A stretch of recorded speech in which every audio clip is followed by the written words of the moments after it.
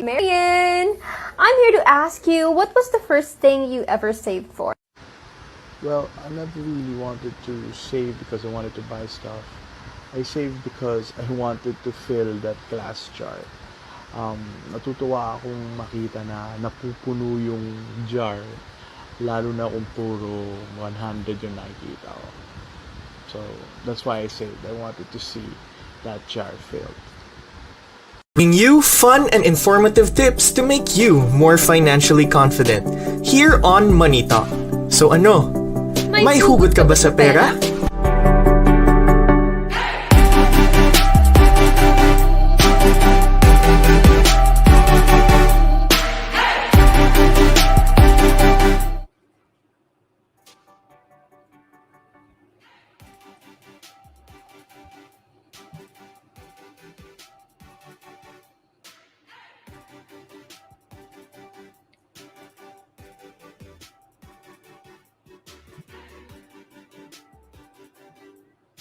Welcome to another spectacular day, mga Ka-Money Talks! It's another day to start convos that makes us millennials, Gen Zs, titos and titas more financially confident. That's right, because here on Money Talk, we aim to make conversations about money a normal, comfortable, and fun topic amongst Filipinos. This is your nagmamagandang sugalerang nagpapaalalang okay lang sumugal sa pera pero wag sa taong minsan iniwan ka na. I'm your host, Marian, together with... Your pakipot na kuripot na nagpapaalalang pera ay dapat umikot sa negosyo at hindi sa maling tao. Your host, Gabby Schultz. So, Hi, Marian, kamusta ka Gabby. naman dyan? Eto, okay naman. Alam mo ba, nagpa-vax na din ako like last Wednesday and medyo heavy yung effect sa akin kasi 2 days ata akong on and off yung lagnat. So, ayun. Pero I'm feeling better now. Completely. Anong nakuha mo?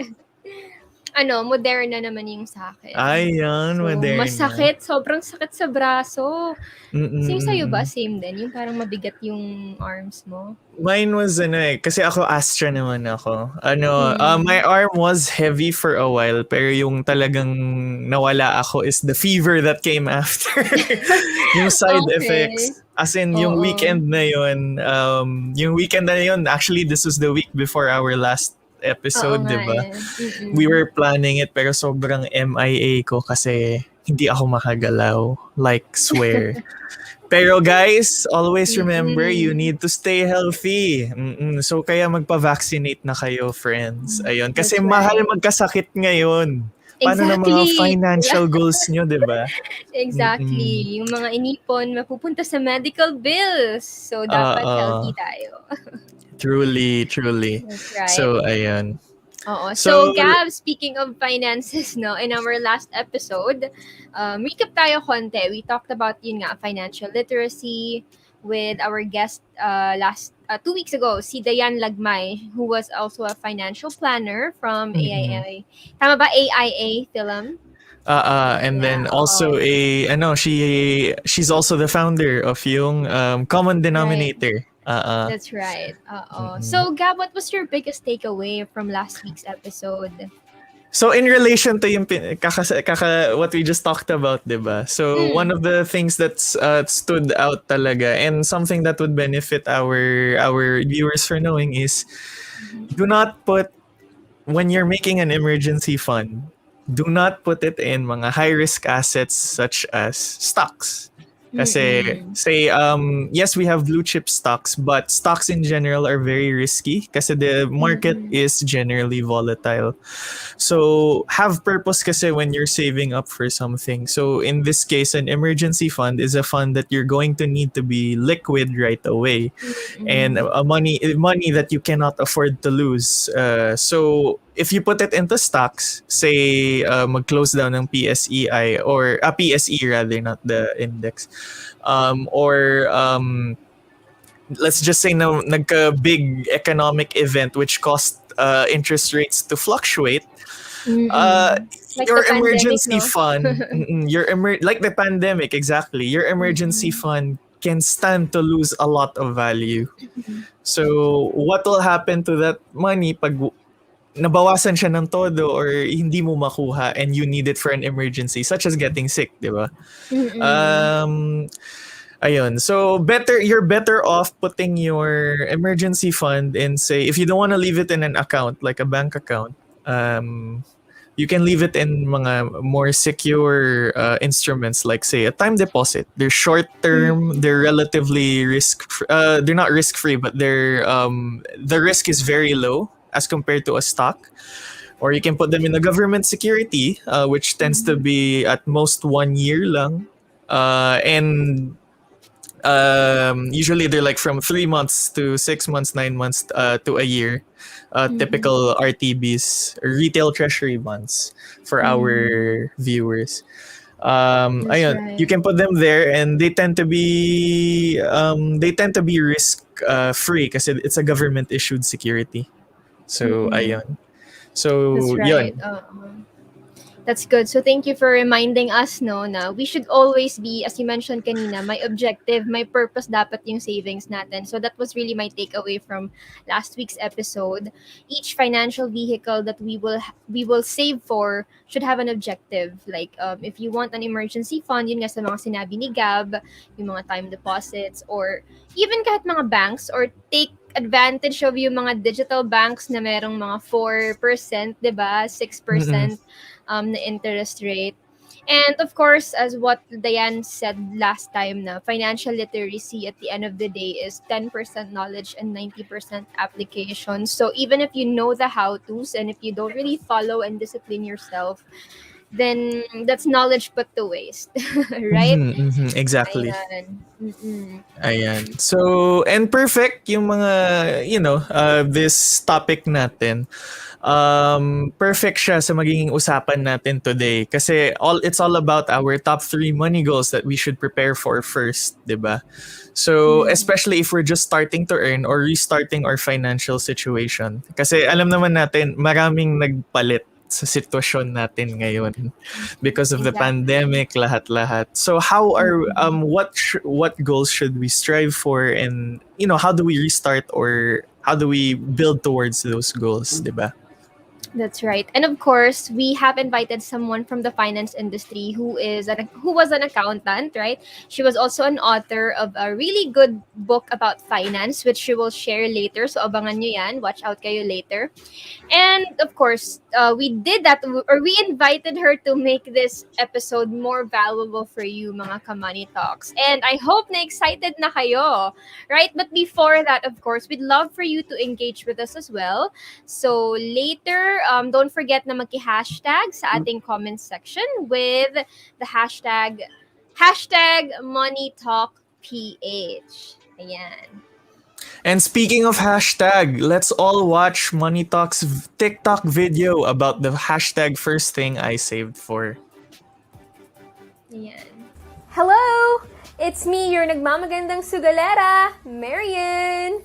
I'm here to ask you, what was the first thing you ever saved for? I'll go first.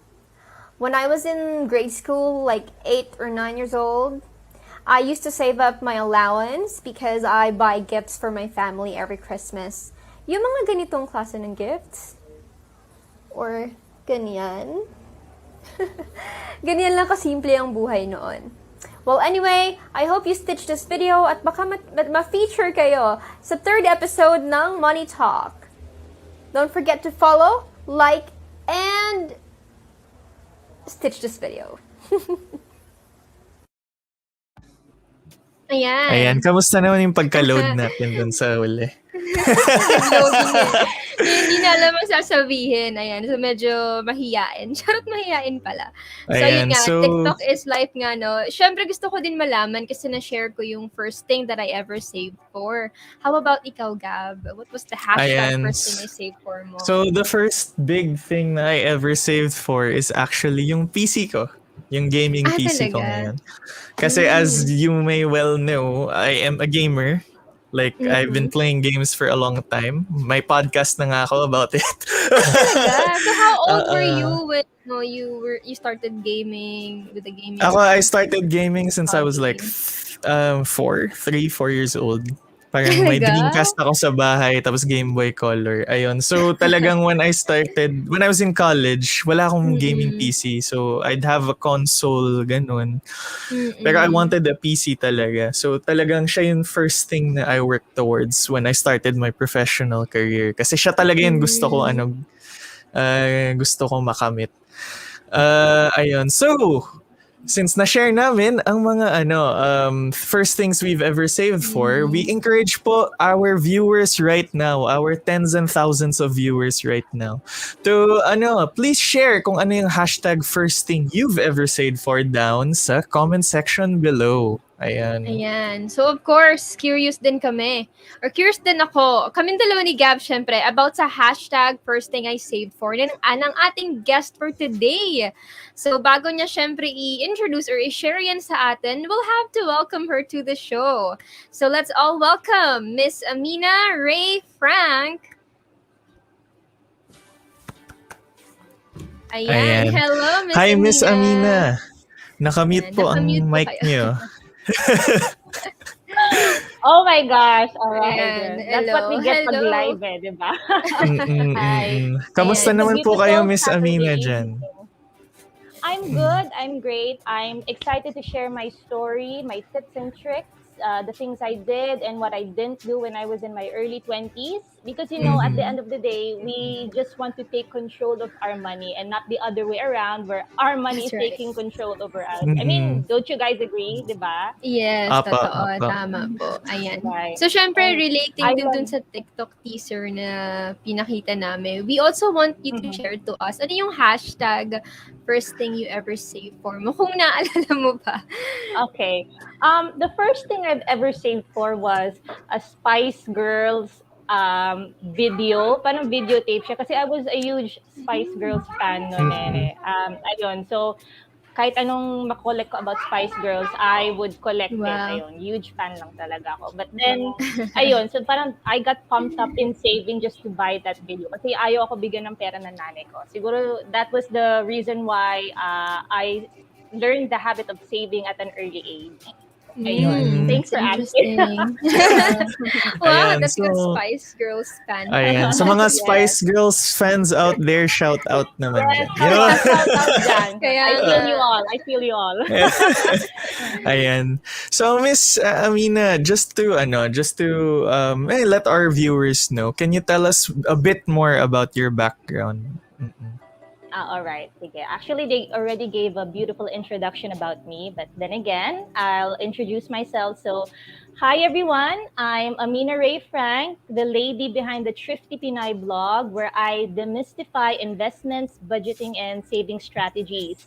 I am also the author of the book entitled How to Build a Strong Financial Foundation That Can Withstand a Crisis. It's actually a product of the pandemic. And on top of that, I am also a columnist and a content writer. So anyway, I graduated BS Accountancy back in 2011. Kaalaman na tayo ng age, my goodness. Then I started Then I started my career in an auditing firm. Then I had several jobs in between until I became a banker of 5 years. So when I started working, I also started saving aggressively. And that's when I started to invest in different investment options such as the stock market, UITF, mutual funds, crowdfunding, some MLMs at that time. So, mahilig na rin ako magbasa ng finance books at umattend ng mga seminars noon pa talaga. So, fast forward to 2017, I got married and I had to quit my job to take care of my son. So, no work ako noon. So, after reflecting and finding my inner voice, I decided to blog.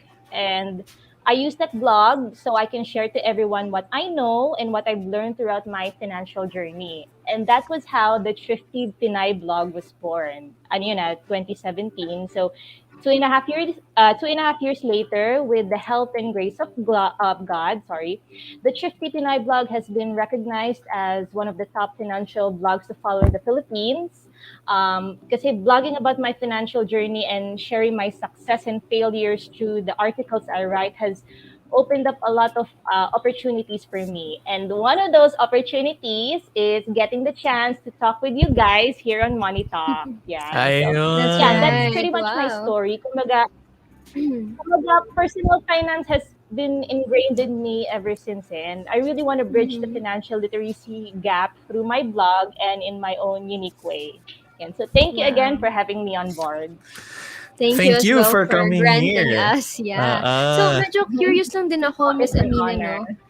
honor. You're really into finance na at a very young age. Just curious, who kind of influenced you?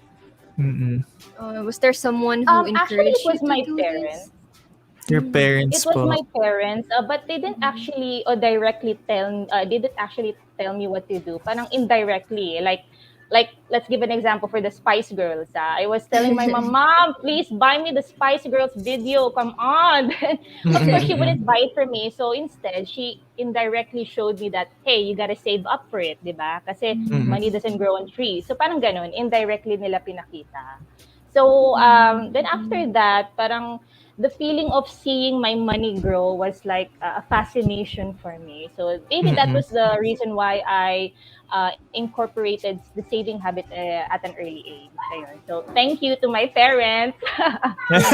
Shout out kay ano dyan, Yes. Mama Papa. Ganun. Shout out kay mama at papa. Ayun. Grabe naman tayo Yes. sa halataan ng age ng 20 lang. Hindi naman tayo ganun magkalayo. Miss Kaya nga, Amina. mukhang magkaka-age nga lang din tayo eh. Batang-bata tingnan si Miss Amina. Ayun. Kaya So, nga eh. Miss Amina, I think Nawala ata siya, nagka-technical no? Oo. nagka-technical difficulties siya. So, ayun. While we wait for her to come back, grabe talaga si Miss Amina, no? Kaya nga Grabe. eh. Spice Girls days pa lang, no? Nag-iipon na siya. Confirmed, Maganda guys, yan. Spice Girls helps your financial Kaya confidence. nga. Sino ba yung mga fan ng Spice Girls dyan at nag-ipon din ng mga magazines and albums nila before? Comment kayo dyan sa comment section natin. Pero grabe, Ikaw- no? She really took what she learned talaga from her years and years of experience to start a blog to help, Exactly. the financial literacy gap. Ayun. That's right. And ang galing kasi I think yung pinaka nag-stick sa akin na sinabi niya, she started saving aggressively when she started earning. So, super excited ako what she has to share later on. Ayan, kung paano siya nag-start, kung paano niya, alam mo yun, all the What questions advice I she used can to- give, Yeah, what diba? advice she can give our viewers. So, ayan, habang hinihintay natin siya, kayo guys, chill lang kayo dyan at mag-comment kayo sa ating comment section. Kung ano din yung inyong hashtag, first thing I saved for. Ayan. So, Marian, aside from yung mga gifts, no? This was yung, diba? This was yung mga first thing you saved for nung, diba? Nung bata ka pa, yung mga gifts, ganun. When you started working ano yung first thing you've ever saved for? Ganun. Okay. To be honest, wala. Okay, so kaya ako nasa financial industry because there were things I did a lot of mistakes I did in the past na ayoko nang maulit. And gusto kong i-share sa mga nagsa-start pa lang dyan. Because when I started earning, I really didn't save for anything. My money was just there to get by for the remaining days until the next paycheck. Ganyan.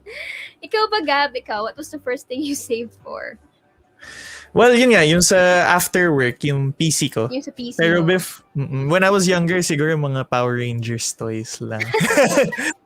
Pero ayun, so I've been told na our guest is back. Ayun. So, okay. hello again. Hello, Miss Ameena. Hello. Hi, Ayan. I'm back. Ayun. I'm better than ever. Ayun. All right. Ayan, good to know. Ayan. Sige, She's I back got the stronger than question ever. kanina. Yes, Ayun. okay. Let's get this on. Game. Ayan. So, Miss Ameena, in terms of finances, no, what can you say should be the first thing people save up for when starting lang in, the professional landscape, pag fresh out of college, ganun. What should they save for and why should they focus on this muna? All right. So that's a very good question, Gabby. Honestly speaking, there are tons of things you should save for. It's really confusing. But since I'm in my early 30s, I'd like to share what I did and what I wished I did. Diba? And everything I'm going to be saying next is purely from experience. And I'd like to explain it from a pragmatic view. So I'll be sharing 4 things or 4 funds you should be saving for as soon as you get your first salary. O kung ngayon mo lang naisipang mag-ipon, kahit matagal ka na nagtatrabaho. Okay? So take note, these are 4 funds. Well, I know the topic is 3, but you'll find out why I made it 4. Kasi the 4th one is really, really important. So I'm pretty sure that there'll be viewers wondering na parang, oh, Ameena, bakit mo inuna yung 4 funds na yan? Bakit hindi itong fund na to?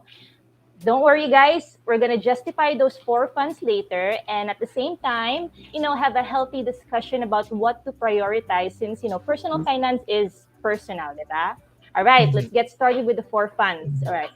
So the first thing I think you should save for as soon as you get your first salary is of course, emergency fund. So we all need a well-stocked emergency fund. So, if you guys only know how many times my emergency fund has saved me. So, let's give an example. Like, If you need to fix your car or your aircon or your leafy roof, di ba, you have spare cash to fix these things because you have an emergency fund, di ba? Let's say you are an investor. If you have an emergency fund at nag-invest ka, let's say, with the stock market or cryptocurrency, which we all know are volatile investments, di ba? So even if there are wide swings or the economy is not going too well, you are quote unquote emotionally tolerable because you know that your survival isn't at stake even if the market falls. Mhm. So yun.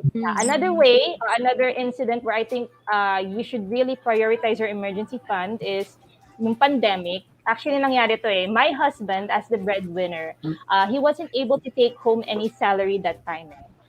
He didn't actually get laid off, but being the breadwinner, kasi he contributes a big chunk of the household income. Eh. So when we Mhm. weren't able to pull in money for months, our emergency fund was there to pay for the food, electricity, gatas, diaper na anak ko, insurance premiums, as in lahat talaga galing sa emergency fund.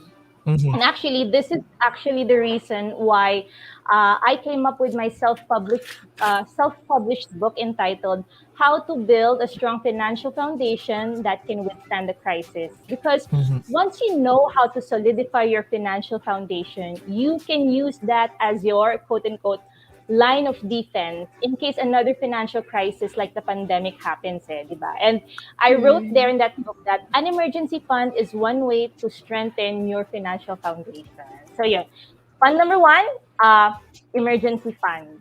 All right. Mm-hmm. Apa. Let's That's go to right. fund number two, education or self-improvement fund. All right.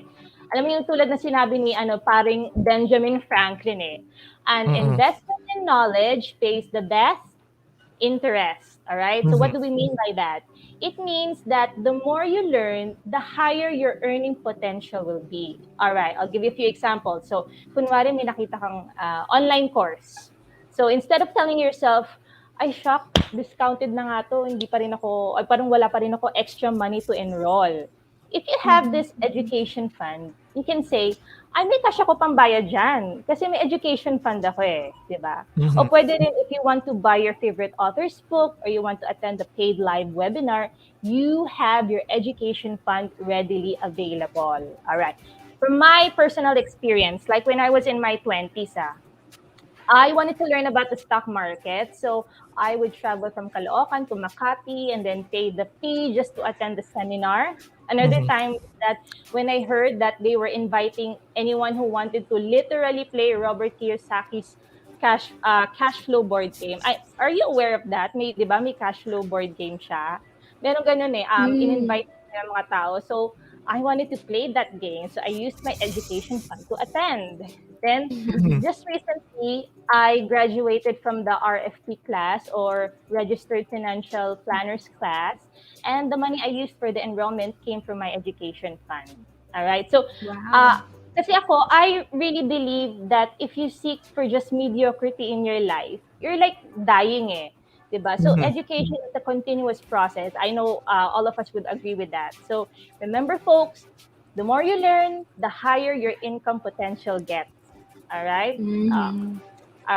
Are you guys keeping up? Okay ba? Okay pa, Yes, okay pa. oo. Go Learning. pa, go Actually, pa. All right. nagno-notes din kami para 'di ba? We Mm. learn Kasi from young both of young you. people kami, Oh, young people good, good kami. to Oo. know. Oh, good to know. Good to know. All right. All right. So the third, we're down to our third fund, the Mhm. opportunity fund or the business fund, or whatever you call it. But Mm. from the name itself, I'm sure alam niyo na yun eh. So Mhm. this Mhm. fund will be used for investment and business opportunity. So kunwari muna, a neighbor is about to migrate and they are selling their piece of land. Oh, you can buy it with cash upfront because you have your opportunity fund eh. You don't need Mhm. to pull out a loan. Kasi if you will apply for a loan, baka by the time na-approve ka na sa loan, nabenta na yung lupa, di ba? Mm. Mabilisan yan Mm. eh, alright? Definitely. So, another example is my husband, ulit. Nung boyfriend-girlfriend pa lang kasi kami, we were finding ways to save up for our wedding because we didn't want Mhm. to pull out a loan just for a wedding eh. So since he had cash available and he wanted to grow it pa, he bought a good old secondhand car in just a breeze. As in a breeze talaga. There was another interested buyer, but since my husband had cash, the car was sold to him. All right. Mhm, mhm. So months later, he was able to sell the car, and so the proceeds he got from there was used to shoulder a huge chunk of our wedding expenses. Eh. So the point here is, remember this: cash is king. Cash is Mhm. king. So always have an opportunity fund so you are prepared when an opportunity knocks. Kasi yan din ang magiging edge mo sa ibang walang cash. Mhm. Alright? Mhm. Iba yung opportunity fund sa emergency fund, naghiwalay dapat yan, ha? Yeah, Alright? Alright, got it. And we're down to the fourth and last fund. Alright. This is what I call the God fund or giving fund, or for other people, the tithings fund. For me, I Mhm. call it the God fund. Mhm. I included this because for some ultimate reason, and that is, I noticed when I prioritized and focused more in my church offerings, there was a significant change in my life. Like, even if we are in the middle of a pandemic, there is peace and calmness in my heart. You know, my family's relationship has been stronger than ever. And when it came to my blog, kasi there was like a significant progress in terms of projects, earnings, and my online presence. So that is my personal testimony of prioritizing the God Fund. So whatever you Mhm. call it, we call it kasi God Fund or church offerings in my religion, right? So others may call it tithings, all right? Mhm. So if you are religiously inclined, I recommend prioritizing your funds for church offerings as soon as you receive your income, all right? Because syempre naman, all the blessings we have come from Him, by your loved ones, your job, your wealth, your life, everything. Hence, it is truly righteous to give it back. All right. Mhm. So I'm sure you guys are familiar with the equation. Wait. I'm sure you Hello. guys are familiar with the equation. If you want to pay yourself first, yun yung income minus savings equals expenses, di ba? That's right. Mm-mm. Yeah. So let's add a little tweak to that equation. So rather, it's better to use income minus church offerings or tithings minus savings equals expenses. And I promise you that one day you will see the benefits of prioritizing God in one way or another. All right. So, Mhm. yun Wow. nga, those are Mhm. the four funds. So let's have a little recap on things I Mhm. personally recommend. That I personally recommend that you should save first. We have the emergency fund as a backup fund, education fund for self-improvement, the opportunity fund in case an opportunity knocks at may edge ka sa ibang buyers, and the God or giving fund. All right, there you go. Ayan. Wow, So, super thank you. so guys, take note of Right. that talaga. Kasi yun nga, yung Mhm. emergency fund can definitely save you from a tight spot, di ba? And then That's Mm-hmm. correct. Yes. as we've repeated rin for since our first episode na, it's always nice to invest in knowledge para you know what you're Yes. doing, Mhm. 'di ba? Para you're Mm-hmm. not lost Exactly. with kasi life is complicated as it is. Investing in knowledge Mhm. makes it a bit more simple, 'di ba? Oh, yes. Mhm. Even just a Perfectly little said. bit. Mm-mm. Totoo. Tapos yung And Perfectly said. opportunity fund, yun nga. So opportunities come and always make sure na you are prepared for it. Like yung sinabi ni Miss Ameena, no, with regards to, let's use the second hand car example. mhm. Yun nga. So even if say there wasn't another party buying the car, and it was just your husband, for example, if he was able to buy it in cash, naka-skip pa siya on the interest if he took a loan. So if he took the Mhm. loan kasi, that's an opportunity cost kasi that's additional money Yes. that he has to pay for. But since he had Mm-hmm. cash, in a way nakamura na siya kasi wala na siyang babayarang Wala ng additional interest. That's right. wala ng interest. And aside Mhm. from that, it's just saying, oh, if you have a friend who has a very solid business plan and just needs help funding, Mhm. very solid business plan, very solid everything, and it looks like it will be a success, at least for you. Ayun, so you have a chance to invest in that, get into it early, and potentially, increase your funds in the long run, diba?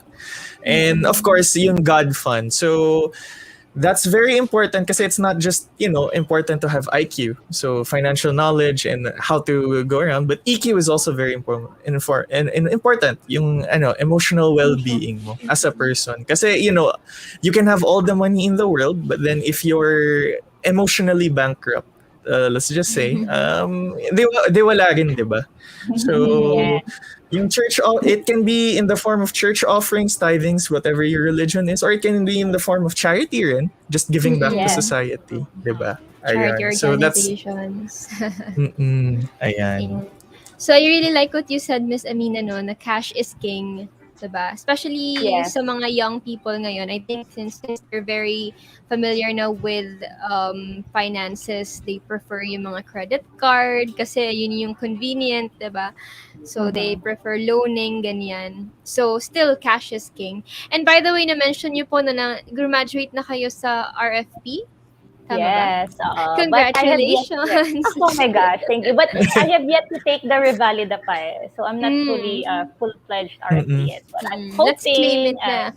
Yes, Claim na yes, natin. claim it. Yeah. That's Yes, right. hopefully. Ayan. So, yun nga, Miss Ameena, no, ang gaganda ng mga shinare nyo kanina na mga, especially yung top 4 funds to save for when you start earning, or even if you're just trying to restart your financial situation. But do you have like any other tips for people who have like huge debt, yung may mga malalaki pang loans, even for breadwinners, for example, because normally kapag mga breadwinners or kapag may mga malalaking debt sila, they are normally in a paycheck to paycheck kind of living. Do you have any tips for them so that they can also save for these top 4 kasi funds? we can't deny rin kasi like financial knowledge, financial literacy isn't something that's openly talked about in the Philippine landscape.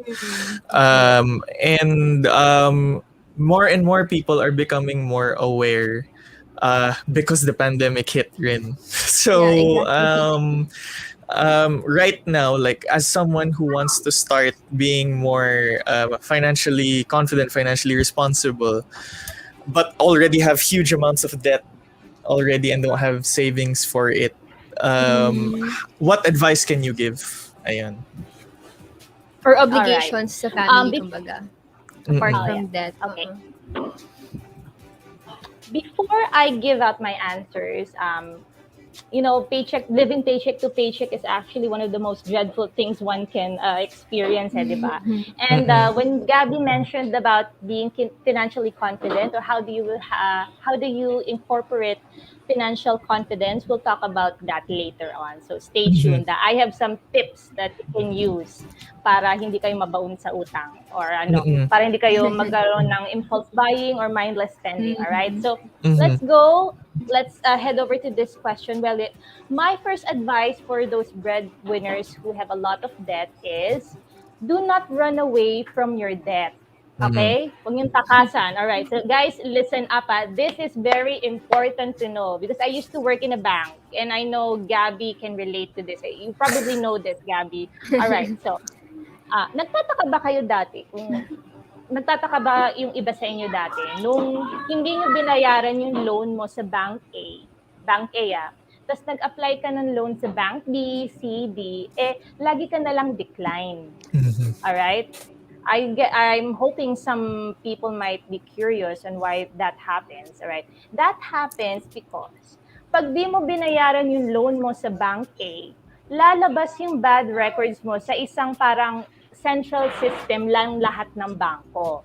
Kaya pag di mo binayaran yung loan mo sa Bank A, makikita ni Bank B, ni Bank C, yung bad records mo. So parang masasabi ni Bank B, itong si Juan de la Cruz, hindi nagbayad sa Bank A ng utang. Ito si Juan, may overdraft siya sa checking account, hindi niya binayaran yung penalty. So in short, your details or your bad records will be reflected for other banks to see, which they will use as a basis to grant you a loan or not. Okay? So I hope you get that. Do not run away from your debts kasi you are gonna have bad records and you cannot reapply loans in other banks again. Alright? So actually, ganun din sa lending institutions. Kasi I have a client, he's not a part of a bank, but he is part of one of the most known lending institutions. So I asked him, ganun din ba sa inyo? Do you have like a central system where you collate all the bad records of those who are delinquent payers? He said yes. All right. So it doesn't just happen in bank. It also happens in lending institutions. Ayan. So take note of that, guys, ha? All right. Next advice. Pay off debt while saving for your financial goals. Kumbaga, you pay your debts while you're saving for your financial goals. That is a rule of thumb, actually. So, pause muna. I know there are people who will ask, Amina, di ba, shouldn't you manage debts first to lessen interest payments, then just start saving money after your debt? I've had people asking me that eh. So my answer, totoo naman po, yes, you can do that. Kasi if you do the math, paying all your debts first, then saving money later will help you spend less on interest payments and you get to pay your debts faster, di ba? But from an emotional standpoint, there are advantages of paying debts while keeping a portion of your money for savings. All right, so here are the advantages, guys. In case you aren't able to pay off your debts, your savings will serve as a backup fund. So kunwari there's another financial crisis like the pandemic, di ba? And so you lose your job, you lugi ang business mo. How are you going to pay for your debts? Either you're going to swipe your credit card, ha? Think about it, getting yourself in another debt just to pay for an existing debt is like a double whammy, di ba? All right, another advantage. There is fulfillment when you see your debts go down and your savings go up. All right? Gets mo? Bababa yung debts mo, your savings will go up. So this will help you encourage to stick to the whole process of being debt-free. Kasi guys, remember being debt-free is a journey. And in that journey, one thing that suffers most when we are struggling with debt is our moral. All right? So in that journey towards paying off your debt, you have to find ways to build confidence, to build your self-worth, and the motivation to pay all your debts. That is why it is highly recommended to pay your debts while simultaneously saving for your financial goals. And I'm pretty sure marami mga financial gurus, financial pioneers out there who will say the same. Ayun. All right? All right, that's the second advice. And my third and last advice. Hindi naman imagination When paying your debts kasi, it's either you spend less so the money you save can be put towards paying that debt, or you earn more income through the side hustles or business you have so you can pay your debts faster. So I'll repeat it's either you spend less, okay, magtipid ka, higpit ka ng sinturon so the money you save can be put towards debt, or you earn more. All right, so you have to find side hustle for a business. All right, but what you can do both. That would be better if you want to pay your debts faster. But just keep in mind that when you are trying to spend less, you're like trying to cut costs in your budget. That has an inherent limit, meaning you can only cut your expenses or make tipid up to a certain level. All right, but when you're trying to earn income, diba? You're trying to earn from your side hustle or business, you are limitless. All right? So you see the difference. Tanin ko kayong dalawa. Between the two, which would you prefer? Spending less or earning more? Earning more, earning more. Earning more, diba? Yeah. Pero if you would ask me, better if you can do both, which is to lessen your spending and then find more ways to generate income. It's okay to do both para mabayaran mo kagad yung utang mo. All right? So, yun nga, if you want to lessen your expenses, you sit down and make a budget and see where you can cut down on costs. If you want to earn money, there are a lot of freelancing gigs out there, di ba? Lalo na sa panahon ngayon, pwedeng YouTube, TikTok, see Infinity, or if you don't want to do anything with the internet, diba? Maybe you want to sell your stuff. So look around the house, baka may appliance ka na hindi ginagamit. Gabi, nasa likod. Kagabi. Those are for my mental health. Importante siya. Crucial yan. And look at your closet, diba? Look at your closet. Maybe it's time to sell some old clothes that don't fit. Kasi there are people like who still hang on to their promise of losing weight to fit in their clothes, but apparently they're not even trying to lose weight, diba? So, come on, girl, let go, diba? So, ibenta mo na yung clothes mo. Sorry po, walang trigger warning. Charot. I had to say it. Ayun. So, there are different ways. Those are some of my ways where you can pay your debts faster, even if you are a breadwinner and even if you are trying to survive living from paycheck to paycheck. That's right. Ayun. So, ayun, tama naman. Like, I mean, as a former banker myself, tama nga. Guys, always pay your debts. Yun nga lang. Oo. Not just yung loans mo, not just yung ano, pati credit card bills nyo. Exactly. Yes. Tinitingnan yan. Tinitingnan Yung talaga credit yan. score, Eh. right? Tama. Oo. Pati Tapos, pati yung checking account checking account, pag tumalbog yung cheque, tapos if fail to pay the penalties, my gosh, your name is gonna be in the bad record. I'm not sure about the exact name of how they call it. I forgot it. Basta there is a system where your bad records will be shown for the whole world to see. yung ano, yung like, guys, if you skip out on your debts, you don't pay on your ano, you're either one just gonna be outright denied a loan, or you're just gonna be given like a really high interest rate. Kasi that interest rate is the risk that they're taking on you. And if they see na may bad record ka, they will charge more, or they'll just outright deny you. And Ganon. just curious lang ako, no? These records, are they kept for life? Or so meaning, do they like really affect all your financial loans or your loans in the future for life? Ganun ba siya? Or is there a way to like take it out from the bad record, or maybe correct it at some point? As far as I know, although I'm not part of the loans department, but it was like part of my job as a sales officer. I'm not sure if it's gonna be permanent, but I know that if you settle your payments, it will be included under your name. Kasi usually it's like your name, the debt that or the loan or the credit card you didn't settle, tapos nakasulat sa ilalim, settled on the date, ganyan. That's what I know with the two banks I've been with. I don't know with other banks. I'm also not too familiar with it, pero kasi I wasn't in loans rin. I was in treasury, no. But yung with that, kasi to my knowledge is they won't take it against you after a while, pero they will remember it and they will point it out. It will always become a factor when you try to apply for a loan. Kasi So maganda din palang topic to, no, yung mga ganito. Yung mga ganitong bagay. Sige, we'll take note. Thank you very much, Miss Ameena, for sharing that. Actually, share ko ba? Actually, if you have a bad record and you're a little bit close to the branch manager, hindi naman sa kayang i-magic, but parang they can conceal that. Not in a bad way. Parang the manager can tell her, hey, this is my friend. Nagkamali lang sila dun sa bad records niya. She is a good payer. So please allow her to, or please approve the law. Parang may ganon.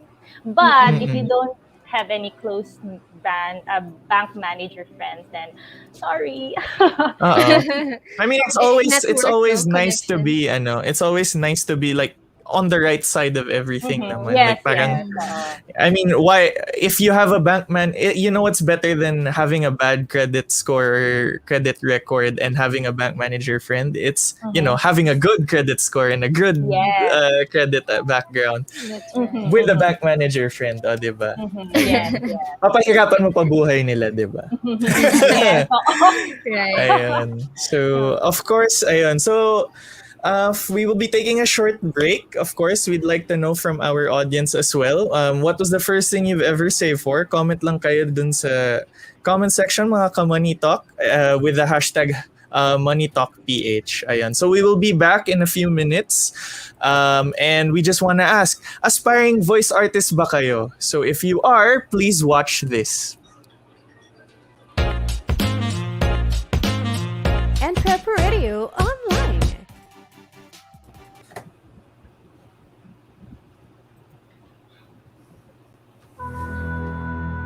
"2020 was the year we all looked forward to.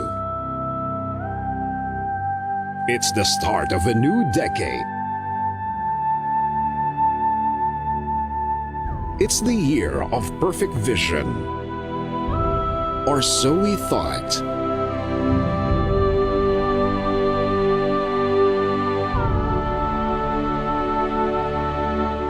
And then the pandemic happened.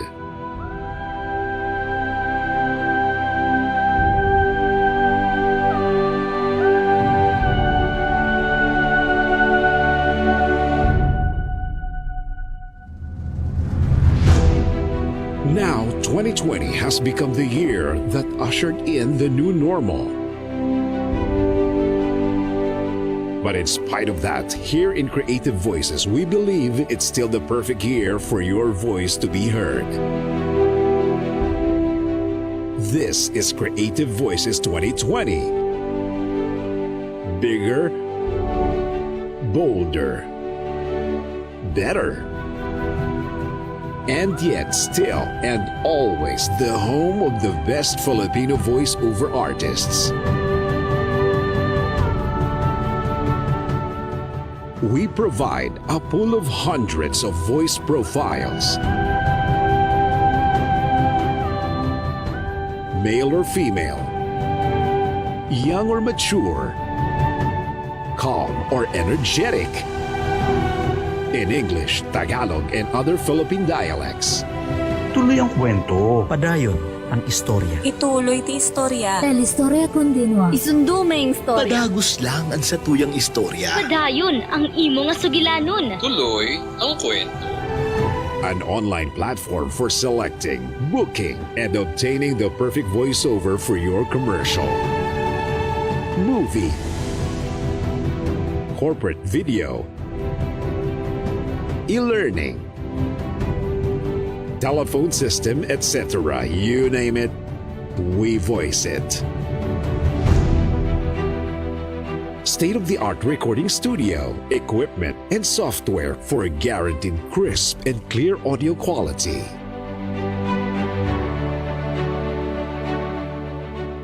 Online workshops on voice acting, home studio setup, and audio editing.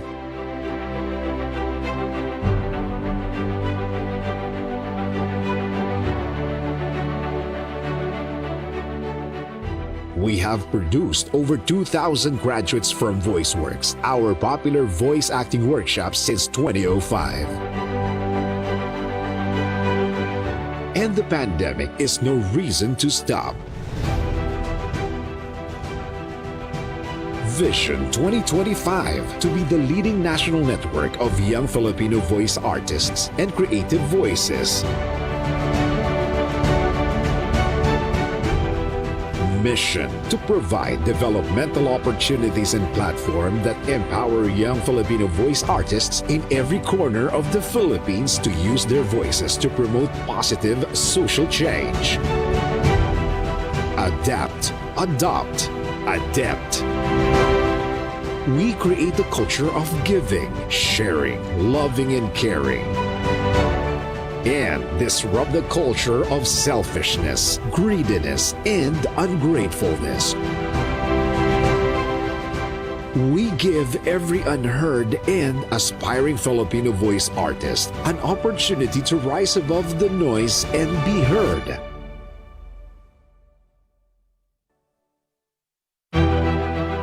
Be part of the new normal created by Creative Voices 2020. Join Certified Voice Artist Program.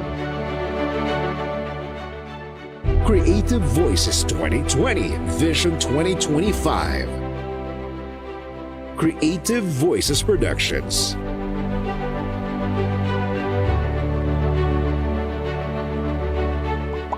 www.youtube.com/thevoicemaster. #VoiceFromHome. Dahil basta boses, creative voices.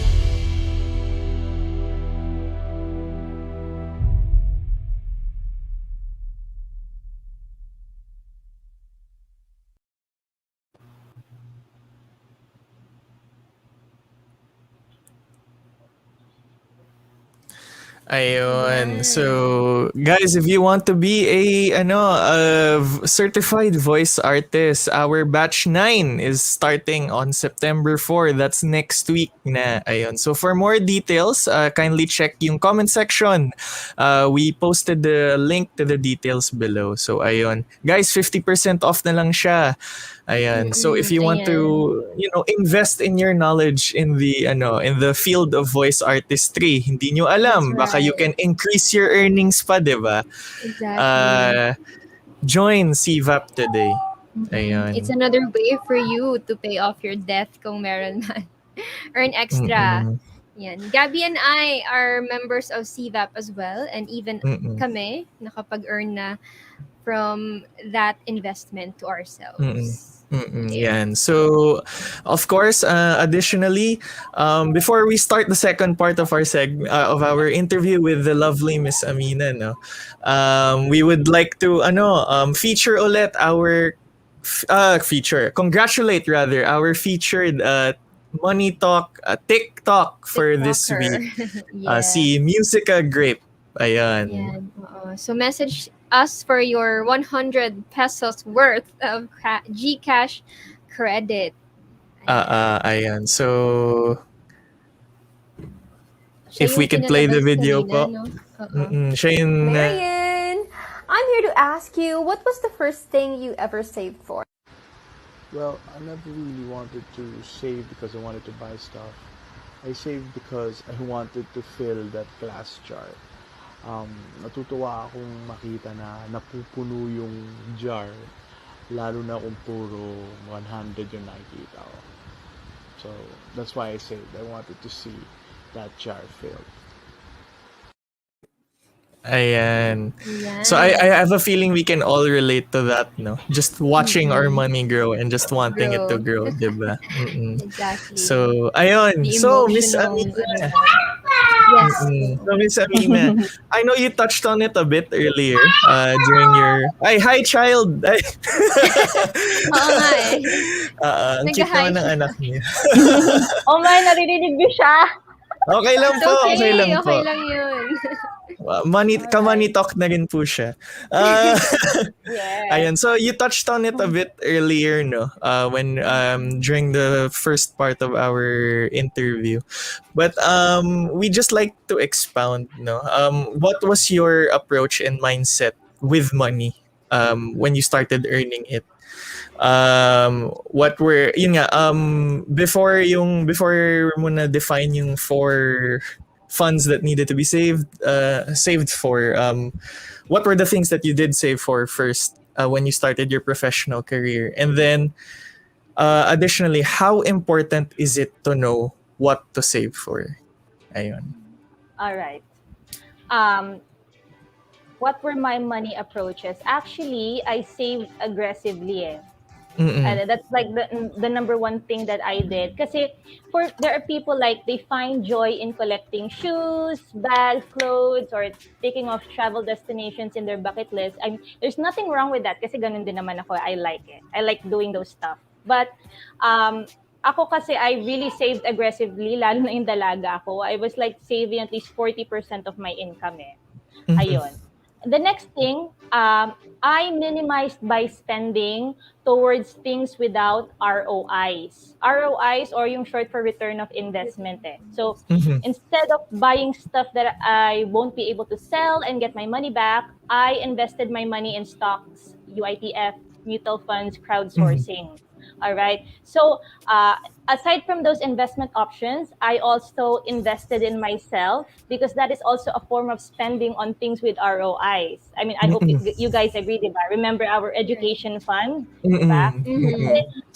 Whatever financial lessons I've learned in my 20s, those are what I share on the Thrifty Pinay blog, which apparently is helping me financially right now. All right. So there was a time where I invested in an innovative franchising business, though I failed big time there. But the point is that during my 20s, most of my big purchases revolved around things with ROIs. All right.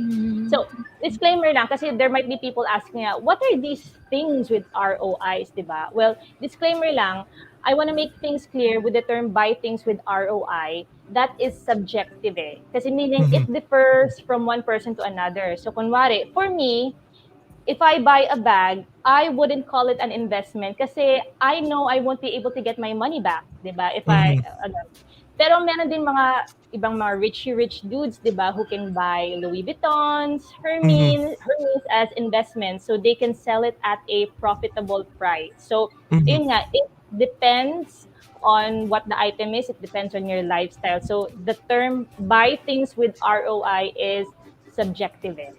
Mm-mm. Ayun. Alright? And my third advice for that, ito na yung sinasabi kong financial confidence. Oh, listen up guys, listen up. This is very important. This is the reason why I am called the Thrifty Pinay. Ayan na. Being financially confident or learning how to say no with financial confidence. Alright? Kasi you know guys, the problem with many Pinoys is that they are scared to say no. Many of us lack what I call saying no with financial confidence. For example, alam ng mga office mates mo na magbe-birthday ka, edi kinakansyawan ka na, uy, magpakain ka, di ba usually kahit alam natin Guilty na ako short dyan. tayo sa pera, alam natin short tayo sa pera, nahihiya tayo magsabi ng no. Alright? Bakit tayo nahihiyang magsabi ng no, di ba? It's because we don't want to be financially shamed. So that's the term, financially shamed. Another example, kunwari nasa Jollibee ka, tapos medyo nagtitipid ka, so yung pera mo, yung pang 1-piece Chicken Joy lang. Pero yung kasama mo, bibili siya ng 2-piece Chicken Joy. Tapos pag sinita ka, parang mapapagaya ka na rin na bumili ng 2-piece Chicken Joy. Alright? Bakit? Why? Guilty rin ako dyan. Masabihan ka ng kuripot. Correct, Marian. Kasi nga, ayaw natin mabansagang na kuripot or poor because we don't want to be financially shamed. All right. What is the solution for that? I got it here. So listen up, guys. How do you say no with financial confidence? Listen up. So you can use these phrases when you're out with your friends. All right. So you can say, friend, that's not in my budget right now. Okay. Another way of saying it, you know, friend, it's a bit out of my price range, but I appreciate that you invited me. Right. So thank you. Ayan. Another phrase, another statement. You know, friend, I'd love to, but I'm saving up for my child's birthday. I gotta be mindful of my spending. Okay? So please understand. Ganon. A fourth one, another way of saying things. Friend, why don't we try cooking at home na lang instead of going to that fancy restaurant? You know, I'd love to see you, but I still want to save some money too. Diba? Yan. All right? So, I hope you wrote those down. Those are your ways how to say no with financial confidence. So, alam niyo guys, that was this tip was actually one of my best tips when I was in my 20s kasi hindi ako nahihiya magsabi ng no. All right? So, I'm telling you, once you practice saying no with financial confidence, you will know who your true friends are. Malalaman mo sila once you set those boundaries, and you will know who your true family members are, those who really care for you. Kasi kahit na mag-excuse ka, they will understand. They will understand your situation. All right? Yun nga, believe me, this is one way how I saved up on things that I didn't want to spend for it. So, practicing no with financial confidence so your financial goals aren't at stake. All right. There. Those are my tips, best practices. Wow. Ayan. Ang galing. With regards May to mga the lines diba? pa, no? With regards to yung financial goals na you maintain relationships without sacrificing yung financial goals mo. Yes, Diba, you know, in every relationship naman kahit gaano pa kayo ka-close, your priority should still be yourself. Diba? Right. So, you shouldn't be, going out of your way to spend for someone naman. Yeah, unless it's like an emergency naman. I mean, there's always what ifs there, but for the most part, yun nga, like if it puts you in, it makes you financially vulnerable. Of course, you have to ayan, di ba, sabi nga ng isang comment natin dyan, saying no equals the true test of friendship and family. Lol, relate ata yan. Relate. Ayan. Sobrang excited mag-type siya, no? Nagkamali na. But anyway, thank you so much dun sa mga tips mo. Sana they were able to take note of that, but no worries because we can share that naman in our posts later on. So for our siguro last and final question for you, Miss Ameena, what advice can you give to those who are just starting to earn money or those trying to regain control of their finances because they were initially clueless on how to handle their money? All right. or the last, all right? If you are just starting to earn money or you have already worked for years, but you're just trying to regain control of your finances, make sure you learn the habit of saving. All right. So parang there may be people asking, Amina, but why do people keep on repeating this advice? It's so mundane na, di ba? Kasi guys, listen up again. Believe it or not, your savings affect the way you stand, the way you walk, and mind you, it even affects the tone of your voice, ha? Right? It affects your physical well-being and self-confidence, all right? From my experience, I really don't mind if I barely own designer items or I don't regularly buy new stuff for myself. I don't mind if people point out that I repeat clothes, why I Mhm. don't mind? Because I know that I have savings and investments stuck somewhere that makes me financially confident. All right. Kasi if you have savings and investments, you can walk tall with your chin held high because you are confident even if you don't brag or speak about how much money you have. Alam mo kung Mhm. bakit? Kasi alam mo sa sarili mo na wala kang kailangan patunayan sa mga tao. You don't need others to validate your worth because you know deep inside that what your financial worth is. All Mhm. right? And Mm. nawala ako. Another tip for me, don't just save. You should also invest. All right. Mhm. Dagdagan ko lang dun sa savings ha. Wala ako eh. Uh, there are actually a lot of advantages if you have savings eh. So um, before another personal experience because of my savings I could afford quitting my job if my boss does not respect my principles or I no longer feel any growth in the company because I Mhm. know I knew that my savings would serve as my financial cushion in case I couldn't find another job for months all right. Mhm. If you have savings also, you are not always running and accepting any job opportunity or out of desperation. Mhm. Diba? If you have savings, you can afford to think in long-range career terms because you're not Mhm. always concerned about, where are you going to get food and shelter for the next days, diba? Just to keep you and your family alive. If you have savings, you can also afford the wonderful privilege of being generous in family or neighborhood emergencies. So Mhm. this is one of my favorite quotes. I'd rather have the company of a janitor living on what he earned last year than an actor spending what he'll earn next year. Mhm. Diba? It's a beautiful quote. But anyway, of course, don't just save. You have to invest din. Kasi you cannot save your way to financial freedom. You need investments to help you attain your financial goals faster. And last, work your way up to building a strong financial foundation as your line of defense. So in case another pandemic or financial crisis strikes again, all your hard-earned money won't get wiped out in a flash because you know the proper way of solidifying your financial foundation. Ayun. So ayun Wow, na. grabe. If you want to say if you don't have any retirement goals or you don't have any Mhm. kids to save up for their education fund, make it a point to save money for self-confidence. Yun na lang Mhm. talaga. That's right. Self-confidence Oo. talaga. Kahit ano yung bato nila sa'yo, di ba? Wala, wala. Mm. Walang Mm. So epekto. ang grabe ang galing ni Miss Amina because apart from Really. the financial lessons, no, meron din siyang mindset lessons, motivation, ganyan. So kapag Well, in self-confident ka, financial Thank you. confident ka din. well, in a lot of Actually, ways yun naman finance is a mindset rin naman Mindset, talaga eh. no. mm. Oo. That's Oo. actually what Yes. I want to portray in the Thrifty Pinay vlog. Kasi usually pag sinabing Mhm. Thrifty, it has like a bad connotation na kuripot, you're Mhm. tight-fisted when it comes to money, but it's actually the Mhm. other way around. It's like the mindset talaga when it comes to spending your money wisely. Ganon. Mhm. Your Mm. psychology Ayan. talaga affects your spending habits and how Us? your Yes, Oo, yes. yes. totoo. So We used ayan. a big word. So hopefully Miss Amina, may ma-accommodate pa tayo kasi may nagtatanong sa comment section, no? Let's Okay. accommodate that Mm-mm. one. Okay lang. Ayan, ipa-flash Ayan. natin.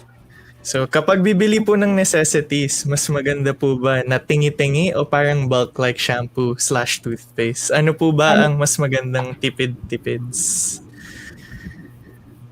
Ayan Okay. po. from my experience usually kasi pag sinasabi nilang buy in bulk 'di ba? But I think when you go to the grocery store, it would be best if you would bring a calculator. Tapos from the price, divide mo yung ilang grams. Parang just calculate it per unit. You just calculate the per unit per grams and you compare. Kasi we all know that parang we've been taught that bulk is better, but actually it's not. So it's best to calculate per gram. That would be my advice. Okay. Ayan. Thank you, Miss Ameena. So ayan, hope nasagot namin yung question ni MJ. So kailangan natin din calculate din talaga. Para accurate din kung yung measurement kung yun ang hinahanap mo. Ayan. So that you know, if you buy what you need na, you'll have more money to invest rin, di ba? Exactly. Ayun. So ayun. So, you don't overspend. So we'd like to thank you po for sharing your expertise with us talaga. Grabe. Wow. I hope you learned a lot of things and I hope you apply, parang don't just let it sink in your mind. Parang you really have to apply it in your life and you can see the effects on it on your financial journey. Ayan. That's right. Ayan. So sa mga audience natin, don't forget na i-apply natin yung mga learnings natin today. Ayan. So, thank you talaga, Miss Ameena. Ang dami niyo pong natuto sa amin with regards to the 4 funds, which is yung emergency fund, investment in knowledge, opportunity fund, tapos yung God fund natin. Tapos yung other advice rin po, like yung pagka-save aggressively niyo po, don't run away from your debts. Yun talaga. Yes. And earn extra income. Earn extra income pa, opo. So, napakaswerte ng mga tao ngayon. Actually, yung time ko, dagdag ko lang, sorry. When I was like in college kasi, the only ways where you can increase actually your income is through investments. You only have parang a small array of options when it comes to side hustles. Unlike now, di ba? Parang the side hustles are left and right everywhere now. You just gotta use the internet and, you know, take a leap of faith when choosing, di ba? So, napakaswerte ng generation ngayon. You're right. Ayan. Yeah, sariling sikap lang talaga siya right now, di ba? Kasi mahirap na. I mean, you know, prices are always getting more expensive. And, you know, it's nawala ang words ko, wait lang. Kaya ba today? You know, it's the undeniable reality of life na talaga, unless you're like talagang a big shot, you know, yung day-to-day paycheck mo really isn't going to be enough to sustain you long term. So you'll need to find other avenues to earn money.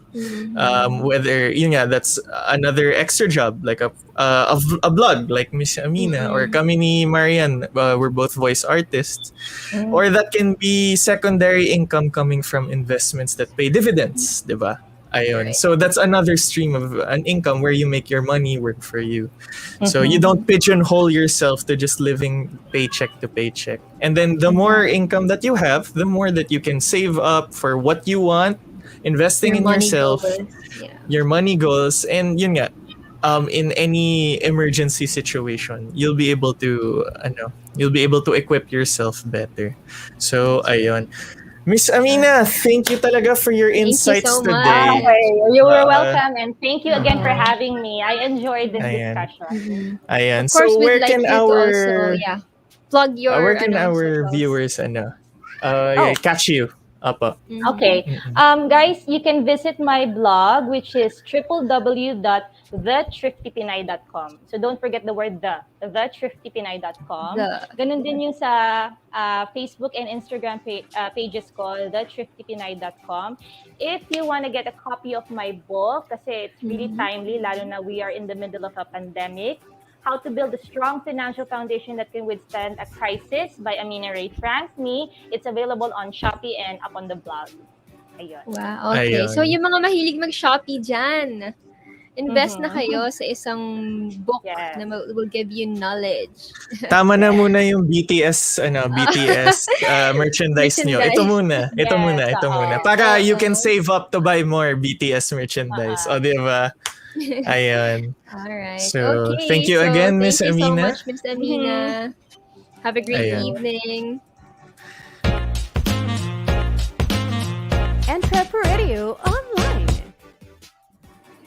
Ayan, grabe no. Sobrang ganda ng usapan natin ngayon. Hindi natin nalayan yung oras. And sobrang dami pa natin kailangan pag-usapan in the future. But for now, we would like to just thank you guys for tuning in. And yan, sino ba yung mga dapat nating i-acknowledge for this episode, Gabby? Right. So for now, we would like to acknowledge and appreciate our newfound mga kachikahan, ang ating mga ka-money talks for engaging with us in this episode today. Ayan, nandyan na naman yung ang ating kasama every week, ang aso ni Marian. Si Shadow. Ano pangalan ng aso mo? Nagbababay na daw siya. Si Shadow. Ayan. So, Shadow's actually the third host ng Money Talk. No? Ayan. Pero we would like to thank our production team rin, no?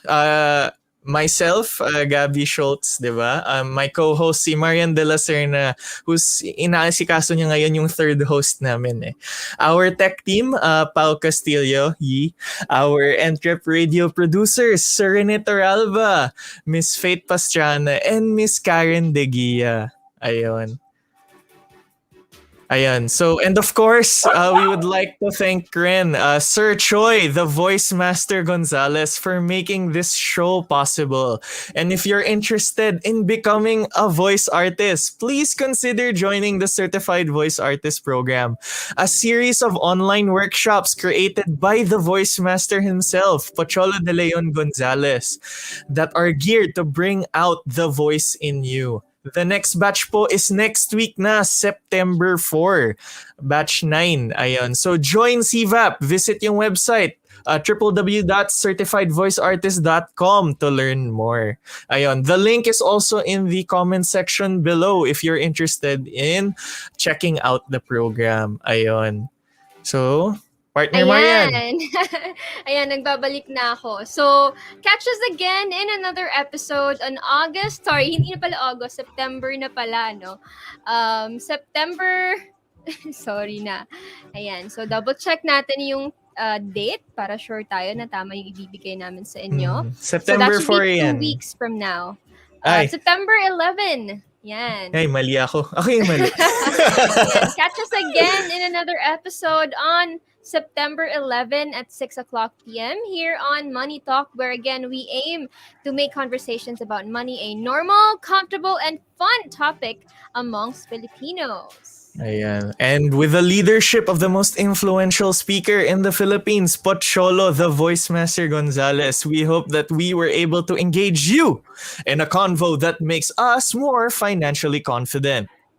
And this is where we end tonight's convo. Let us then leave you with a reminder that if you think money can't buy happiness, then deposit it in our bank accounts. So yung mga bank accounts namin, ito-flash ngayon?